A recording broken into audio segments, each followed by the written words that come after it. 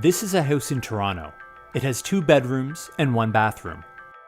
It was listed for sale last summer for just shy of $1 million.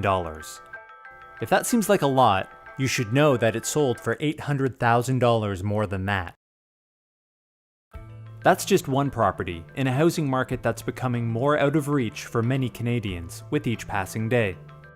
I've probably seen between 15 to 20 condos, approximately. After renting for 7 years, Ryan is nearing a purchase of a condo in Toronto.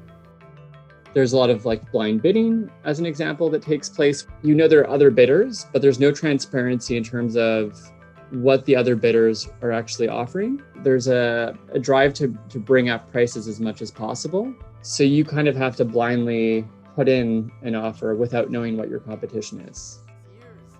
Housing affordability was a big issue during the recent federal election campaign. The supply of homes to own as well as to rent is not keeping up with our growing population. Over the past 6 years, things have just gotten so much worse. People cannot find a home that's in their budget. It's not okay that the communities you grew up in aren't in places you can build a life, raise a family, or grow old. I think there's still a ways to go to actually make it affordable. And I say that as someone who considers himself privileged. I have a master's education. I feel like I have a relatively solid job. So I have a lot of, advantages, and it's still very competitive. A combination of low interest rates, limited housing supply, and ongoing foreign investment have all played a part in driving up prices. Canada has the highest house price to income ratio out of any G7 country. The amount of disposable income the average Canadian has available is no match for what the housing market demands.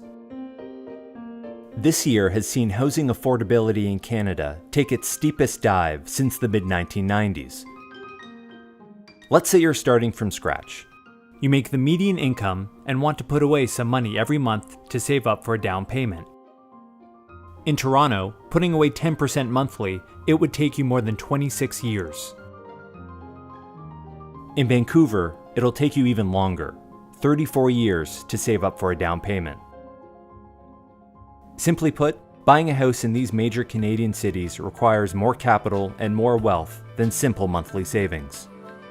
The average price of a Canadian house has jumped 13% since this time last year, but median incomes haven't nearly kept up.